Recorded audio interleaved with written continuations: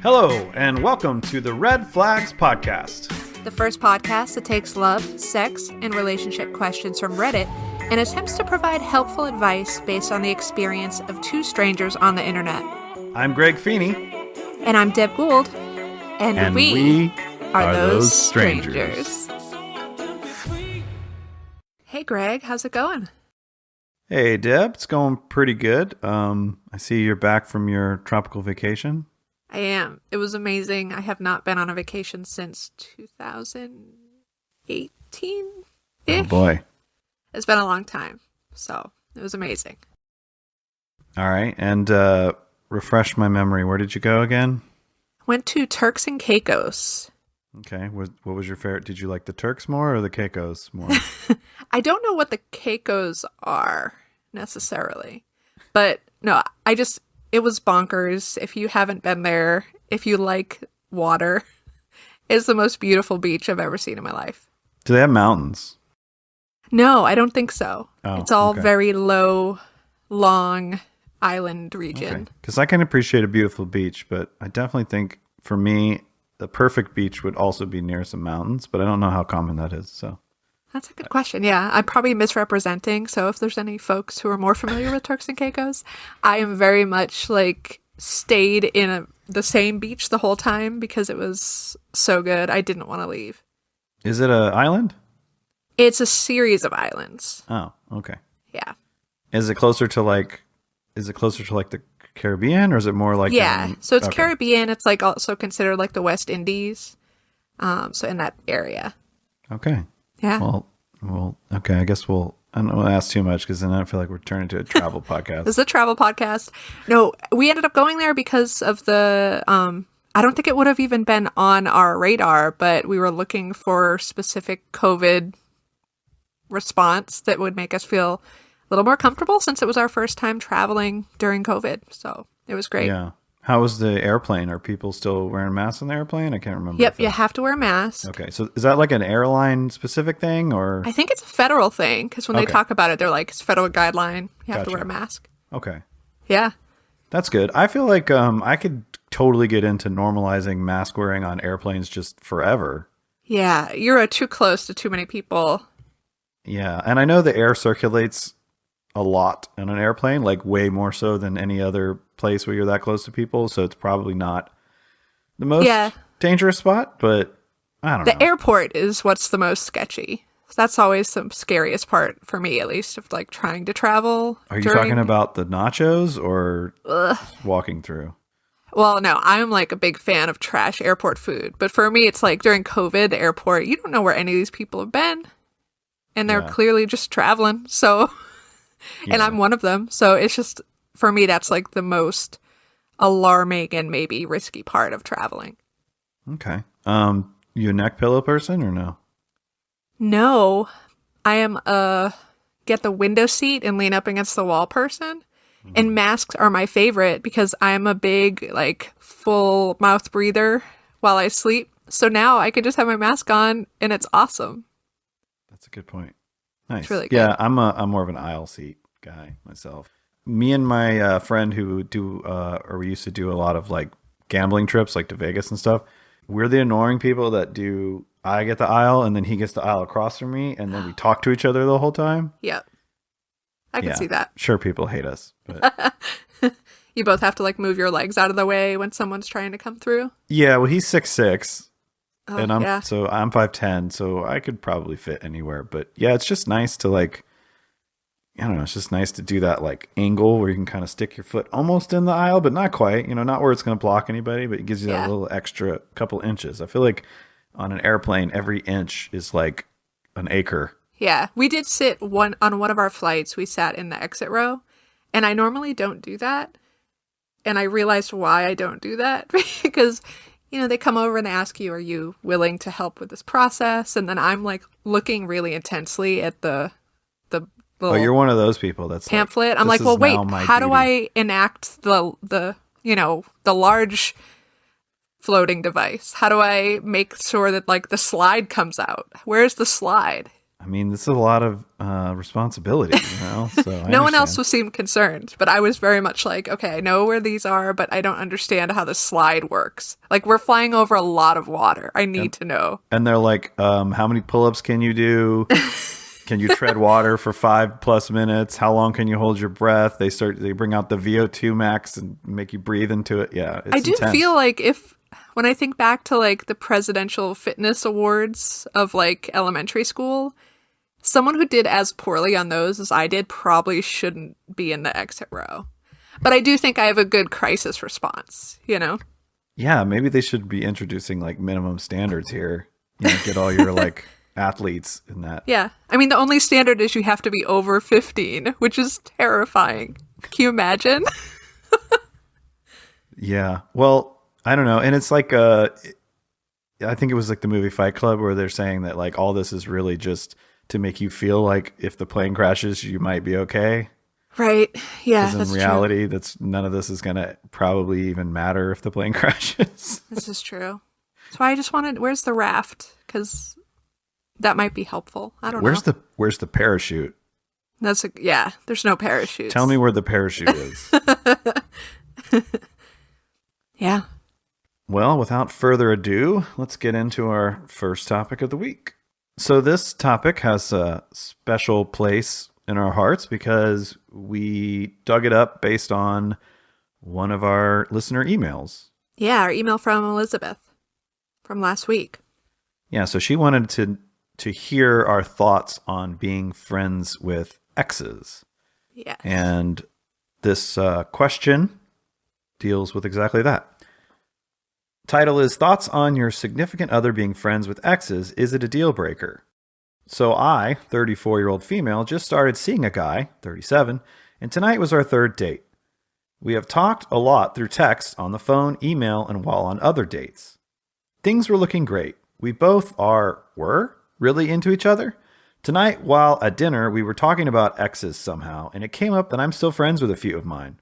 One is a very close family friend we dated over 10 years ago. The other is my ex-husband. We share kids, so that's an obvious one. I explained that although they were exes relationship-wise, they were still friends and good people. I also stated that I am still friends with exes from 15, 20 years ago, from high school and such. They live halfway across the country where I used to live, and by friends, I mean that they are people that every few months we catch up through Facebook. I don't think this is too out of the ordinary to still be on good terms with someone I've dated. I've dated guys who were still friends with their exes. Well, apparently that is completely unheard of to him. And he says none of his friends are still friendly with exes. That they are exes for a reason, and once the relationship is over, he will walk away and never look back. I'm not looking back in any way to get back together with any of them, but they were friends before we dated, so why can't they still be looked at as friends now? He told me after the date that he loathes the idea of exes being in the picture in any way, shape, or form, except my kid's dad, and that it has made him take a small step back. So, is this a deal breaker for any of you? He is a great guy, and I'd really like to see where this could go with him, but I don't understand why this could be such a big deal. I also feel weird that he says it's pretty much unheard of. TLDR, would your significant other being friends with an ex be a deal breaker for you, and is it weird? So, when it comes to your relationship with an ex, I kind of see there being two separate categories. So there's, are you friends with this person? And what do you do with a new partner in relationship to that friendship? Does that make sense, Greg? Kind of. Let me phrase what I'm thinking and see if it kind of goes with what you're saying. Yeah. So when I look at the relationships that she's talking about with these friends, none of them seem like inappropriate relationships. Correct. There's things that could make this type of relationship inappropriate, but I don't really know that it's any different from what would make any relationship inappropriate. It's basically just, does this violate the boundaries that you set with your partner? Right. And yes or no. That's really the only question that needs to be asked. I don't know if them being an ex, I mean, it maybe adds a tiny bit of history into the equation, right? Yeah. And I guess the type of history could maybe affect this. Like, let's say you've been off and on with this person for 20 years and you've cheated on multiple partners with them. Okay, then maybe I could see someone being like, look, I don't really want anything to do with you and this ex. It just seems too toxic, you know, etc. But none of this to me sounds weird. Like if this girl was on a date with me and she told me all this stuff, none of this would really make me concerned at all. Yeah, so it's interesting because he says, you know, they're exes for a reason. And that is complete bullshit because they were also a partner for a reason, right? It goes both ways. So this is a person that you had some sort of connection with. In a perfect world, this wasn't just a physical relationship. So the idea that it would just be completely over at the end of a relationship just doesn't make sense to me unless there's something else there, right? If this is a breakup that is mutual and there's not like heartbreak and hurt feelings, there's no like betrayal involved, I don't understand why you wouldn't at least have fond feelings for that person. To that, I would say if you're not friends with any of your exes, to me, that's a weird thing. It's a bit of a yellow flag or a red flag maybe. Perhaps you just got unlucky and you picked some bad partners and they burned you and you don't want to be friends with them. And that could be understandable. I mean, I've had shitty partners. I've had shitty friends that I had to cut ties with. But if every single one of your exes wants nothing to do with you and you want nothing to do with them, that probably tells you something about the person. Yeah, I would agree with that. I think that it probably comes with a little bit of immaturity or maybe not. I would agree there. I think definitely, you know, I think this question is different depending on how old you are.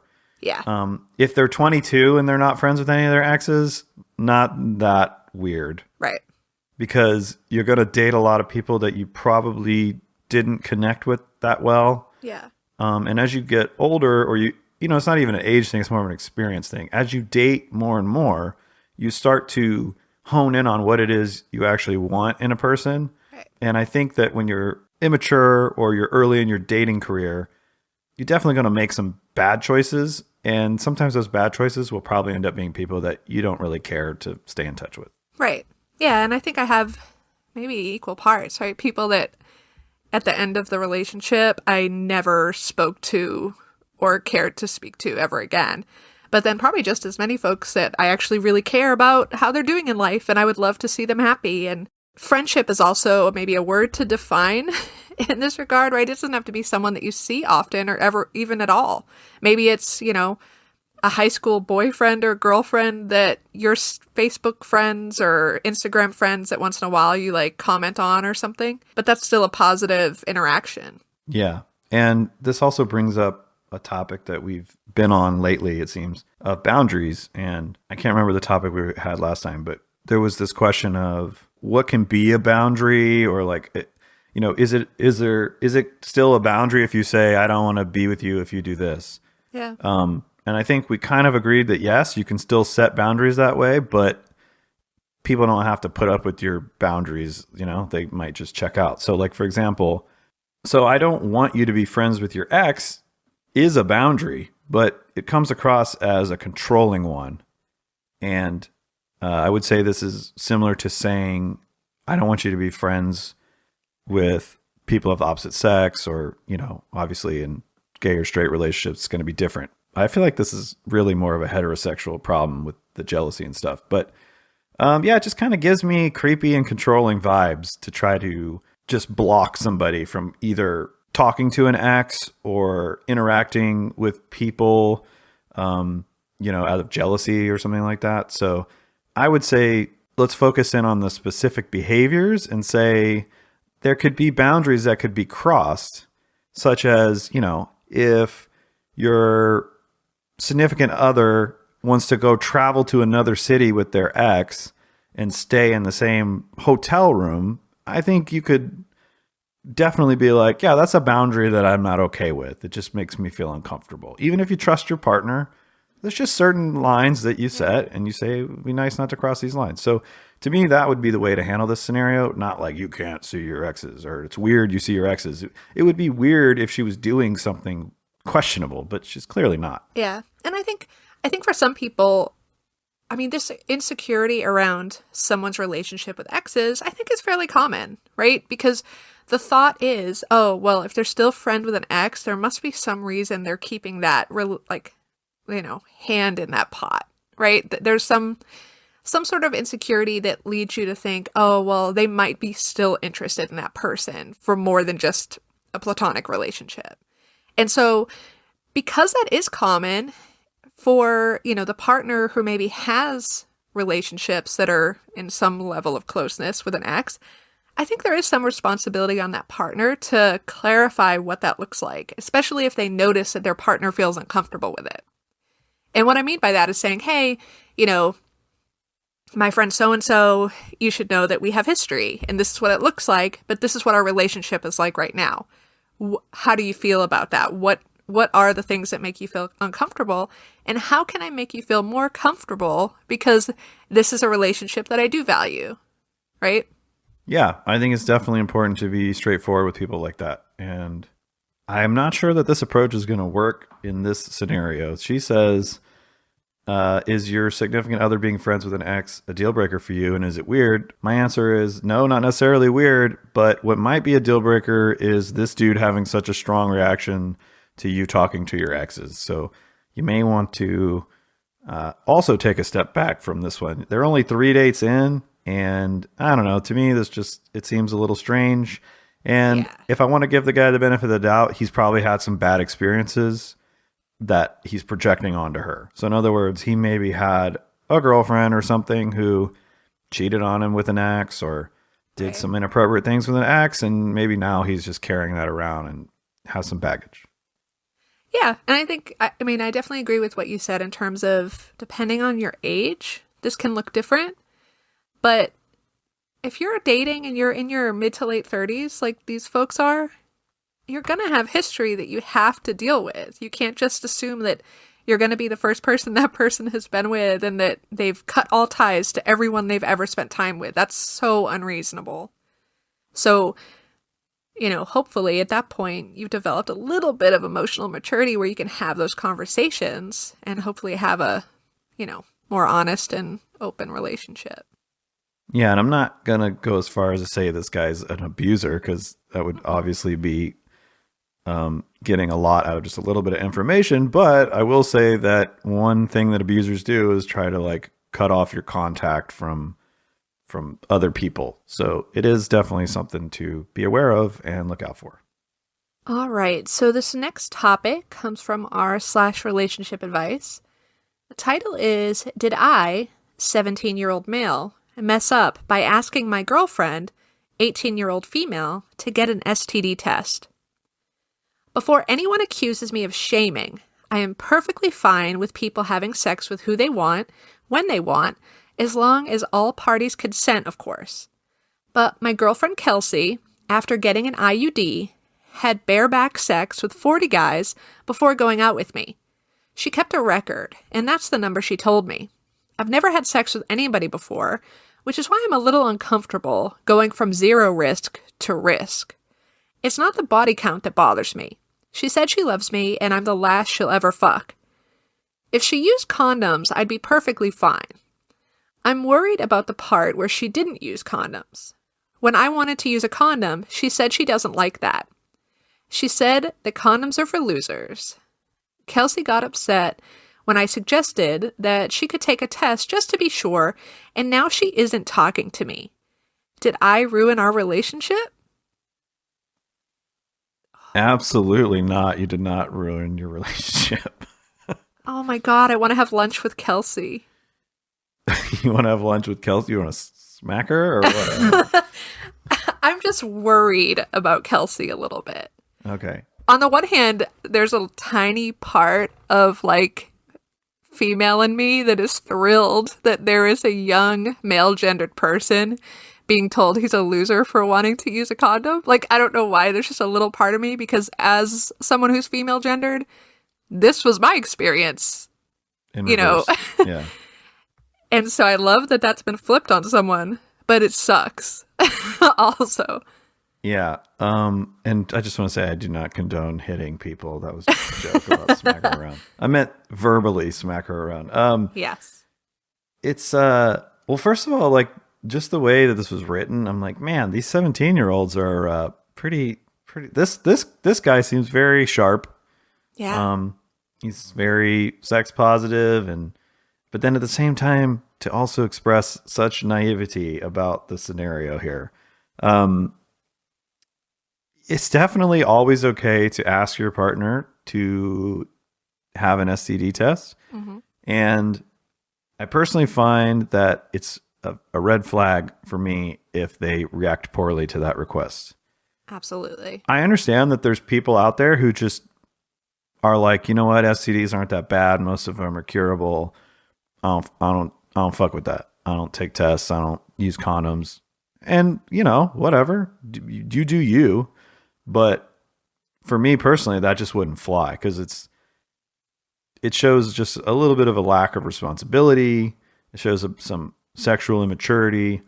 Um, yeah. So, and you know, I've heard of this scenario where people get offended, like, "Oh, are you saying I'm dirty or something like that?" And again, I think that's a red flag. I think it's something that I wouldn't really necessarily want to involve myself with. And like, come on, condoms are for losers. Like, is this a like you said? I'm picturing like a teen drama, but it's a guy saying this to a girl, Right. right? So it is kind Yeah. of funny now that the tables are turned in this scenario. But I'm just gonna come. I'm gonna come in hot right out of the gate and say that this chick sucks, and he should dump the hell out of her and Yeah. move on. I think she's incapable or too immature to have like an actual relationship, and just the fact that there's all this combined with what did she say that she's gonna be with him forever or something like that? It's just Right. like okay, she just whoo, she's all over the place. Yeah. And seems to be, he says, she said she loves me and that I'm the last she'll ever fuck. And that's a sweet sentiment, but they're 17 and 18 years old.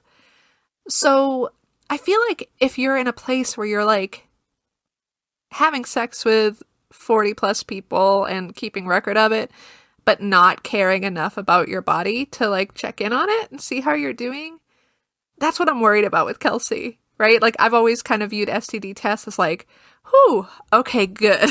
Like, I was a little worried. I knew I did some things that maybe I shouldn't have done. Let me get this thing so I can, like, know that I'm good. I feel comfortable. And also, I can let my partner know that there is no risk and we can just enjoy each other. Right. And let's be honest, I don't think the norm, even for people who are conscious of this stuff, is to get tested every single time they sleep with somebody. No. I think in an ideal world, we like to act like that is what you should do. And maybe that is what you should do. But in reality, I think we all know that that's just not how it actually works. Yeah. I would say it's more like when you forget to go to the dentist for a couple of years and then you go and you don't have any cavities and you're like, oh my God, yes. Like, I can't believe I don't have any cavities. Like, I would say that happens sometimes. But certainly if a new partner makes this request, I mean, to me, that's an instant yes. Well, and if there's a new partner that you love, right? I mean, I'll say those are the moments where I'm most excited to get tested so I can kind of be like, all right, let's do this. I'm really into you. I'm not worried about anyone else right now. But here's my test. And there's definitely been times for me that how my partner responds related to us getting STD tests or sharing our status has been like a moment where I've been like, oh, maybe I do really like this person because they've been so mature about this. Like, it's actually turned the beginning of a relationship for me to something more interesting. Yeah. I mean, I think my first experience with this was probably when I was about 21 or something like that. I wasn't really like super experienced. I was the kind of person that like, by the time I was like 14, I got in like long relationships. Like, I think by the time I was 21, I think I'd been in like 2 or 3 relationships and they were all like multiple years. Yeah. I had a partner that said, hey, we should go get tested before we do anything. And I was like, I don't know. I just never really thought about it. And I was like, oh yeah, that sounds awesome. Let's do that, Yeah. Because when I tried to wrap my head around it, I was like, oh, this shows like you said, it showed a level of maturity that I found refreshing. And it also showed like a level of an intention. It also showed a level of intention that I liked, and it showed some caring for the other person. Because I think she had been with a lot more partners than me, and so to me, it was like her way of saying like, hey, I want to like also be safe and healthy for you as well as seeing if you are too. Yeah. So yeah, I think it's a nice thing. Yeah, absolutely. I do want to mention that there could be, I mean, other than just immaturity and maybe not having role models who would have shared this as a need, as a part of a healthy sex life, there's definitely some barriers to this, right? We don't know. Does this person have health care? Are they needing to go to a free clinic? Have they ever done that before? Are they worried about the money piece? I mean, even for me, in moments where I've had healthcare and I wasn't worried about the copay, there's still shame in those spaces, right? In a medical space where you're someone that comes in and say, I want to get tested, and they look at your chart and they were like, you just got tested 6 months ago. It's like, yeah, but there's so much shame in like the idea of having casual sex when you're talking to a medical provider. And I've definitely felt that. Yeah, I mean, I think all of that is valid and real. And, it's a shame that people have to deal with that. But I also think that if you don't have the maturity to just sort of suck it up and do it, then maybe you're not mature enough to really be sexually active in the first place. It's the same thing with people who can't talk about sex. If you can't talk about sex, you can't tell your partner how you feel, what you want, what feels good, etc., then really it seems like you're not mature enough to be in that situation in the first place. So, well, and you're not going to have the best sexual experience you can have. I mean, it's really like that's a personal problem. The next topic comes also from r/relationship advice. I, 28-year-old male, bought my son a great birthday gift, but I don't know if it will hurt my ex-wife's feelings. My ex-wife and I have been split up for 2 years, and my son's birthday is 2 weeks from now, and he'll be having a party at her house. I ended up getting an amazing deal on a Nintendo Switch with extra Joy-Cons and 5 games and a controller, $600 plus in value, and I'm not sure what his mom got him, but now I'm not sure if I should give it to him at the party and upstage what I imagine will be a not-so-epic gift. To expand upon this, there was some issues at Christmas time where my daughter had made mention of wanting to come back to my house for presents that she preferred here. So now I really am debating just giving him the Switch and stuff now and explaining it was just a good deal and I couldn't pass. And maybe getting him like a soccer ball for his birthday, but I'm not sure. Thoughts? TLDR, I got my son a cool gift, but worried his mom will feel I'm trying to upstage her because it's pretty extra. Yeah, dude, you know what's happening. Like you're clearly stating this question. Don't do this. Talk to your ex. Ding dong. Come on. Like a $600 value item is not a common birthday gift. Because if you do this, everybody needs to get a $600 value gift for the rest of your life. You're insane. Can you go in on this together? I don't know. Greg, you're a parent, so you tell me more. Yeah, I would say it kind of comes off as a bit of a humble brag. Like, oh, I don't know, I just give amazing gifts. I'm a little worried that it's going to, her gift's probably not going to be as epic as mine, because he actually said that. So it's a little bit like, yeah, how do you know her gift's not going to be epic? I mean, it may not be $600, but maybe it's going to be really meaningful. But jokes aside, I can appreciate that this fella is being considerate of his ex-wife's feelings. I think that a lot of people do a lot of crappy things in the context of co-parenting, and him not wanting to be seen as trying to outdo the other parent is, I think it's noble. And I think there's kind of like this old trope of the dad who like isn't around, but then showers the kids with gifts to get their affection. So I can also understand being like wanting to avoid that kind of stigma. But I guess it's really hard to narrow down what his intentions are here. Like, does he really care, or is he trying to, I don't know, he sounds like a little bit of a flex, but I think you actually hit it right on the head for me in that if he actually is concerned about this, why not give it to the kid on his birthday and say it's from mom and dad. I mean, that would be the most selfless approach, and it really solves the entire dilemma. Yeah. Or, I mean, at least talk to her. What'd you get? Right? You don't have to like wait and find out when they unwrap gifts. Can you talk about it? Like, hey, I just got this amazing deal. He recognizes that this is extra. Can his wife go in on it with him? Like, it doesn't even have to be a selfless act of like, I'll put your mom's name on it. Like, can they join in together and give this gift? That's true. I think that it's important, you know, and I am divorced. I have an ex-wife. I have 2 kids that we co-parent. And I definitely look for situations like this, especially early on when maybe we were just getting it fine-tuned, the whole dynamic. I mean, now everything's just solid and we're good. But I think at the beginning, I tried to find stuff like this to communicate with her.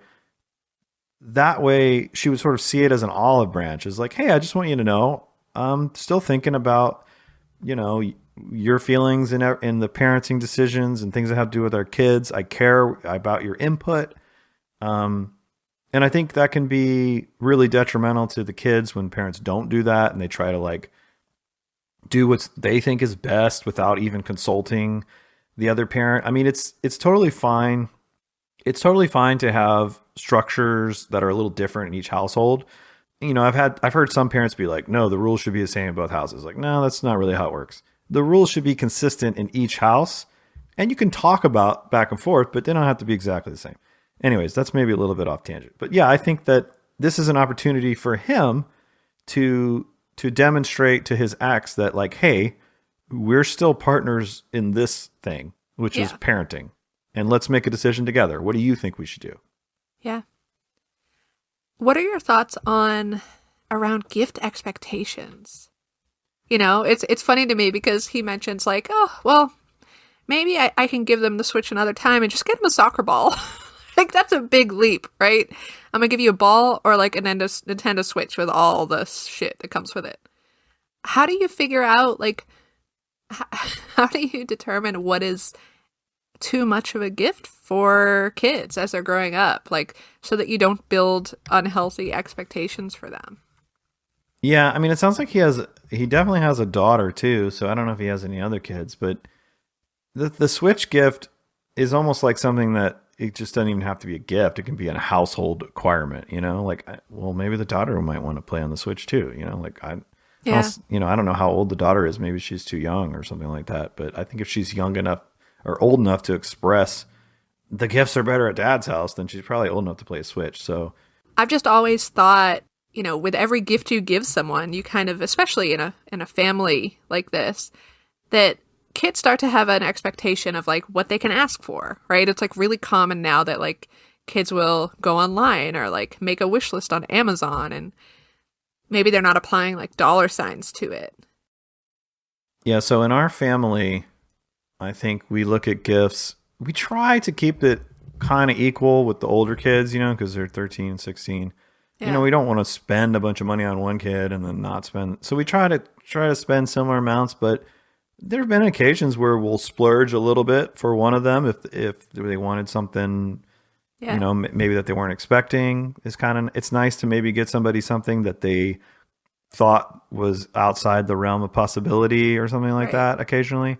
But, you know, I think a lot of that has to do with your kids and how you raise them. I mean, my kids are not very they're not super petty about stuff like that. They are pretty much happy no matter what we give them. So it's not, you know, that's more of a, you know, when you get to that point, it's like too late if they're the kind of kids that are like hypercritical about like how much money you spend. I mean, I know that when my son was younger, he would like count the presents like at Christmas. Like he'd go to the tree and be like, well, I got 6, but Lucy got 7, you know, but he was like 9. So, I mean. But I mean, that's an even more important reason why like the co-parenting piece of this is so important. Yeah. I mean, honestly, the co-parenting thing for me is great because it's like, we don't have to buy a bunch of gifts because they're going to get gifts at their mom's too. So it's actually kind of nice, you don't really feel like you're on the hook as much, you know? Yeah. I wonder how many people take advantage of that or think that they have to have like 2 full-on Christmases. Yeah, that's crazy to me. I mean, I don't, I think that this was trial and error. I think we had experienced this with not only, us, my ex, and then also her grandparents. Yep. Or sorry, her parents. So the kids' grandparents on her side, then my parents, then my wife's parents. So, the families have doubled in both directions on both sides. So they're not only just getting gifts from us, they're getting gifts from our parents and this and that. So I think we had a couple Christmases where we went, whoa, this is ridiculous. Like there's too many gifts. Yeah. And I think we did notice that the kids started to appreciate their gifts less. Yeah. They would get the gift that wasn't that exciting. Like, which I think that if you're just getting handed gift after gift after gift, that's just kind of a natural reaction. Like the funny thing is I feel like parents might do this to their kids and then get mad at them when they're like greedy and unappreciative. And it's like, well, you kind of paved that road and now you're mad that they're driving on it. So yeah, I think as a parent, you're ultimately the one that needs to be cognizant of like, are they getting too many gifts? And that's who has to draw the line, Yeah. So the title is, what the fuck is, quote unquote, I don't believe in makeup sex. And this comes from a 31-year-old female and a 34-year-old male. And it seems that they are married since she calls him husband. All right. So the thing is, we sometimes fight. Well, we don't fight. We just sometimes discuss things, can't agree, and then one of us or both get angry. We always end up making it work. We've known each other for so long. Yeah, I've just kind of rickrolled you. I didn't even see the rickroll. Where did I miss it, Greg? We've known each other for so long. Got it. Okay. Anyway, they love each other. That is not in question at all. It's just that when we are quite angry, I'd like to have makeup sex. Because then we would be calmer and in a better mood to talk about previous disagreements and whatever it was that made us be angry and even resolve our matters in a better way. And he says he doesn't believe in makeup sex, that he wants to have sex without anger in his mind. So when we're angry with each other, he prefers to not make love until we've talked and solved our pending issues. That way supposedly goes very well with his typical analytical mind, and he acknowledges so in a very explicit manner. But here's my reply. Sex makes us increase our endorphins, so we feel much better and more optimistic. So it would help us in later addressing our matters with less animosity, in a much better mood. And even when that is undoubtedly so, he still says he doesn't believe in it, that he wants to make love, not just have sex, and to properly make love, he needs to not feel anger, or feel that I'm not angry. Otherwise, he'll feel like he would be lying to me or betraying our love. That sounds all too melodramatic and exaggerated, and I told him so, in those words, yet it doesn't address the fact that the release of endorphins through sex will make our dialogue about whichever issue at hand much more relaxed, smooth, and easy. And considering he's so analytical and scientific, what is that of not believing in makeup sex? It's not a matter of faith. Endorphins are real. Is he overthinking this issue? I once wondered, is he evading sex to punish me because he's angry? But then I answered to myself that I don't really think so because he's never cruel. We love each other. We resolve our issues talking. So what is the real stuff here? I would like to know how to address this discrepancy between my husband and me, also to read opinions on this, and if you have to tell me I'm wrong, I'll read it with an open mind. Just please don't be cruel or aggressive in your writing. Please, please. Thank you very much for reading this long blabber. I like how she says they fight, but they don't fight, but then she describes fighting. It's like, well, I don't know what she thinks fighting is. Like, is she saying like we don't like physically fight each other? I'm like, okay, well, thanks for clearing that up. But Yeah. Okay. So the biggest issue I see right off the bat is that she's like hyper fixated on this. He doesn't believe in makeup sex. And I feel like what he's communicating to her has nothing to do with beliefs. And she's really just like, she's nitpicking that phrase. And instead of engaging with what he's saying, she's like, she basically, I hate to use these like debate terms, but she's basically like straw manning what he's trying to say. Like she's like creating this other point that he's not actually making and then fighting it. And he's just, all he's saying is that when he's angry or when she's angry, it doesn't feel like having sex. That's not, there's nothing to do with believing in anything. Right. It's just that in the moment, he doesn't feel horny or sexy or whatever. This is just something that he feels. So maybe when he says, I don't believe in makeup sex, he's trying to say that he doesn't think it's like a good idea to have sex when you don't feel like you should have sex, which I think is totally normal and makes a lot of sense. Yeah, I think that she's really disrespecting his feelings because it seems like he's clearly laid it out for her, but she's stuck on this one point of like that belief idea. Tell me what you think of this though, Greg, because I think that she is mistaking what makeup sex is supposed to be, right? Like, I think there's a difference between like hate fucking and makeup sex, and I think she's a little mixed up. Yeah, I don't think it's common for people to start having sex while they're still angry.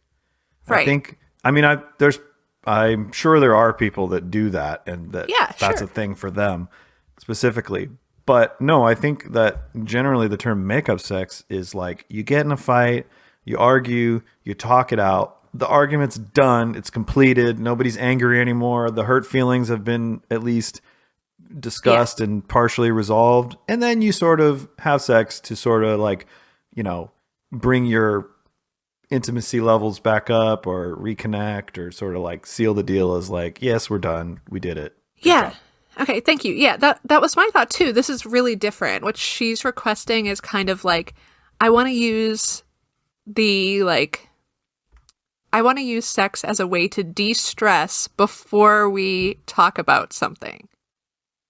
Yeah, that sounds terrible. That sounds like that's a weird crutch, Yeah.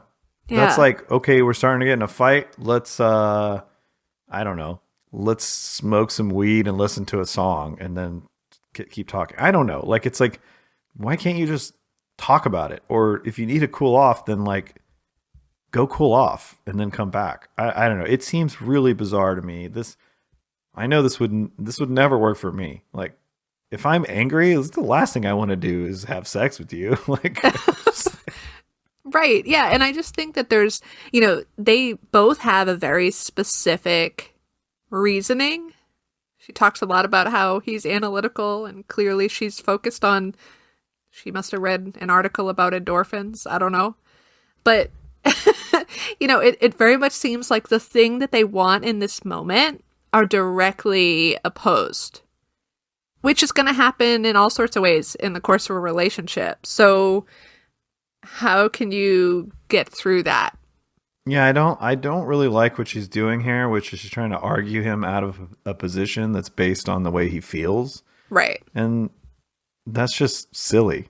We're not talking about like, what's the best battery to put in your car? Like, it's not an objective decision. Like, it's a person's feelings, and you can't really logic or reason somebody out of the way they feel about something. I mean, you can talk about their feelings. You can try to see where they come from and, break it down that way. But just being like, no, we should do this. Like, it's icky.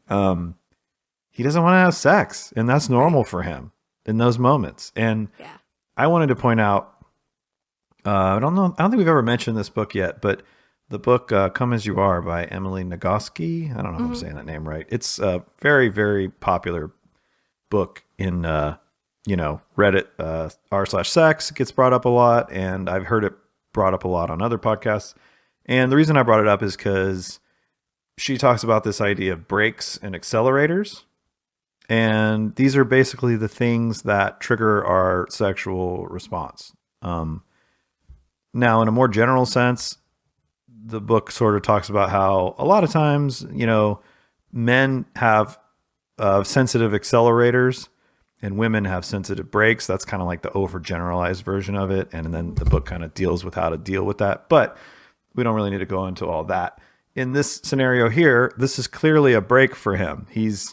This is something that's not going to get him in the mood. And it kind of seems like it may be an accelerator for her. So if she's wanting to have sex in these scenarios, then maybe she's turned on a little bit by the arguing or the aggressiveness. Like maybe she's into that kind of thing, which is totally, normal thing to be into. But, and if she's with someone that she even says that he's like, I don't want to just have sex. I want to make love. There might be a little bit of discrepancy on what gets them going. Yeah. And that's probably a separate topic that should be discussed away from this topic. Right. All right. Yeah, I'd say bottom line. She did say that she's going to read with an open mind, so maybe she will listen with an open mind if she happens to stumble upon this one day. Also, if you did not want anyone to be cruel or aggressive in their answers to you, don't go to Reddit. Don't post things on the internet. That's basically talk to your friend or your family member. Yeah, do you have like a really nice aunt or something? Yeah. I don't know. Yeah, definitely agree. So now it is time for one of our favorite segments, the disaster of the week. This one is, I think it's going to be a fun one. As we have so often done lately, this comes from r/Am I the Asshole? Seems to be a high level of disasters in this specific Reddit. Am I the asshole for saying, I don't even know you, when a lady was pestering me about guacamole?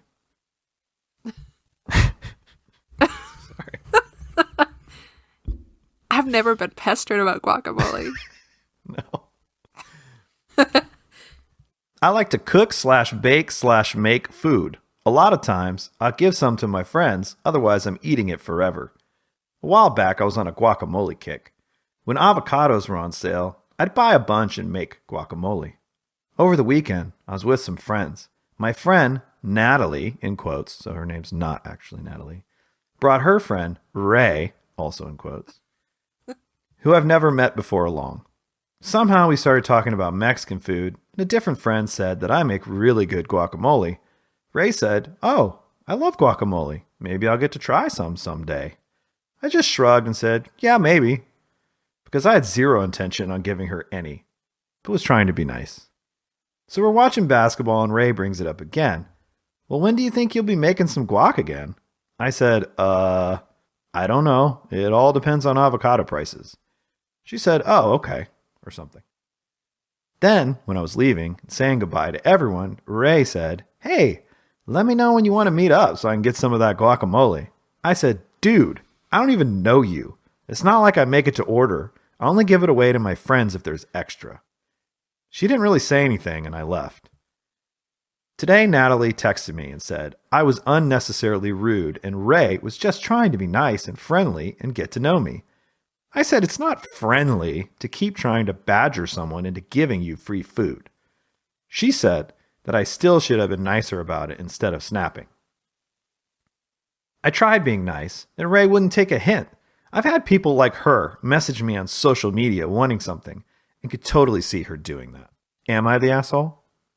Yes. What the fuck is happening here? This went from like 0 to 60. Am I being uncharitable in the way that I read it? Because I know that I give it a little attitude when I read it, but that's what it sounds like, Like I'm giving it the attitude that it sounds like to me. So yeah, so your friend, you have a friend. Greg, this would be like, okay, you and me, right? We're going to get together, and you brought a friend of yours that maybe I don't know, this Ray person. I'm never going to shit on that person. Yeah, it's ridiculous. It's really weird. It's really weird.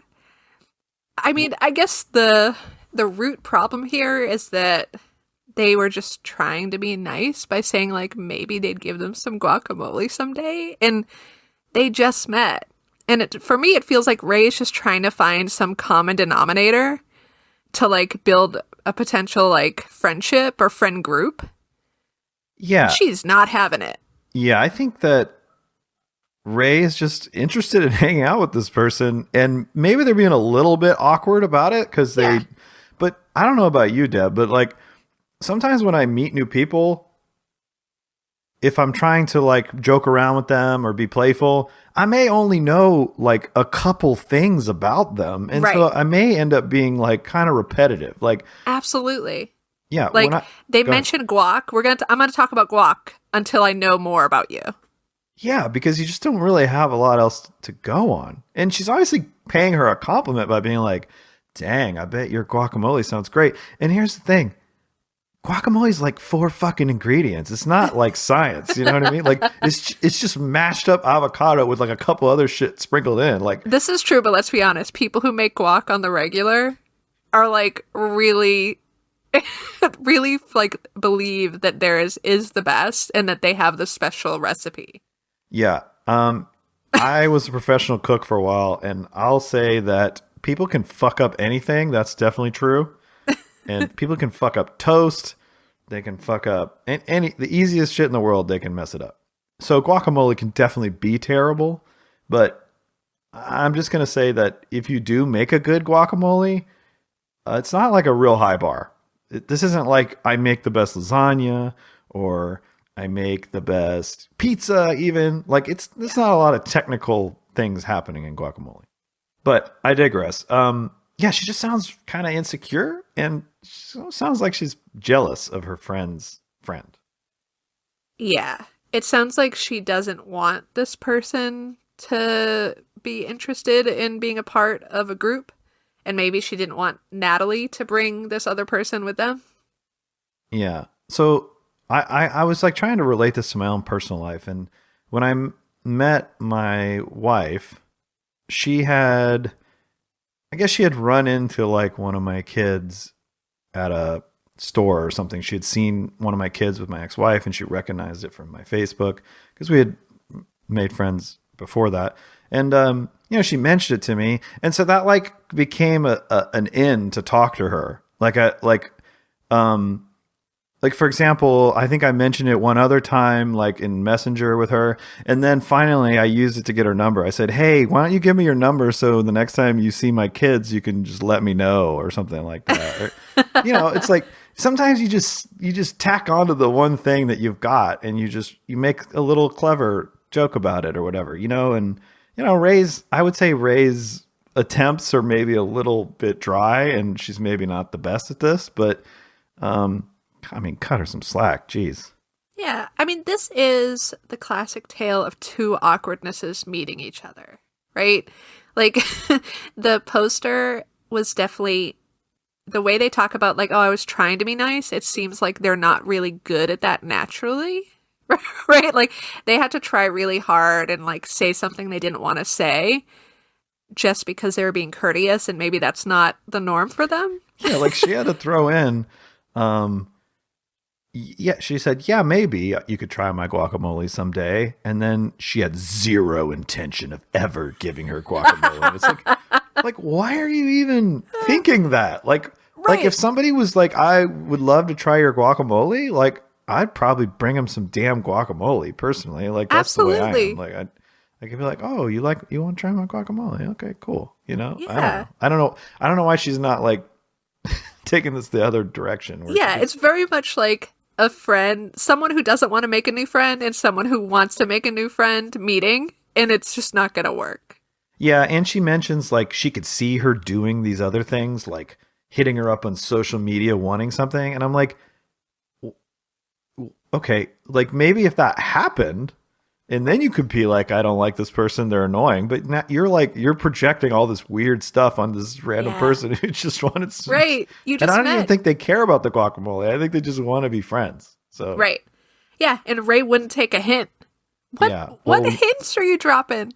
Yeah. Well, message to Ray, you're probably better off not making this person your friend. Go buy some avocados. and make your own guacamole. Yes. I don't think the situation should have ever been hostile. And I feel like what did she say about free food? Like, people want free food. It's like, Jesus, lady, like, calm down. I would love to see Ray's Reddit post about this interaction. That would be amazing. Me too. Right? Like, Ray's like, oh, I went with a friend to meet their other friend, and I tried to be nice, and this woman, like, totally freaked out and said, I don't know you. Like, what? Also, it's pretty rude to say I don't know you when you just spent a whole, like, evening with somebody. Right. I mean, you may not know them that well, but you clearly just hung out with them for like a whole night or whatever. So you do know them a little bit. Like, it's not like she came up to her on the street corner and was like, I want some of your guacamole. You know what I mean? Like, this is... Yeah. I mean, also, she's really kind of like degrading her friendship with Natalie. Yeah. I think Natalie is probably tired of her shit. I'm sure this is not the first time she's pulled some weird stuff. No, it's really hard to bring new friends into a friend group anyway. But man. Okay. Well, you're the asshole. Ray, Absolutely. if you ever hear this, contact us and I will make you some guacamole. Okay? I make a good guacamole. I guarantee you it's at least as good as this girl's guacamole, and it comes with like way less attitude. So that's our final topic for the day. So please follow us on Instagram at Red Flags Podcast. That's red with 2 Ds. You can also email us, or as Greg prefers, send us a voice memo. Is that I've never done a voice memo, Greg. That's why I'm always like, how do you do that? Okay, well, every phone has the ability. There's like an app called like Sound Recorder or Voice Recorder or whatever. But I'll point this out. So, we have been asking for the emails, and then we got our first emails. So you can still email us. That would be great. And we would love that. But you're slightly less special than those people that did it first. So if you really want to still be special, even more, send a voice memo, because then you'd be the first person that did that. And you'll get your voice played on the show. And then, I mean, who knows? Maybe someone will hear your voice and you'll reconnect with the long lost friend that you thought was missing, or you never know. All I'm saying is you got to put yourself out there in the world. You get free guac out of the deal. You might get free guac. So yeah, just send us something at the Red Flags Podcast. I don't know, Greg. Is that our email address now? Yes, the Red Flags Podcast at gmail.com with 2 Ds. All right. Have a good week. See you later.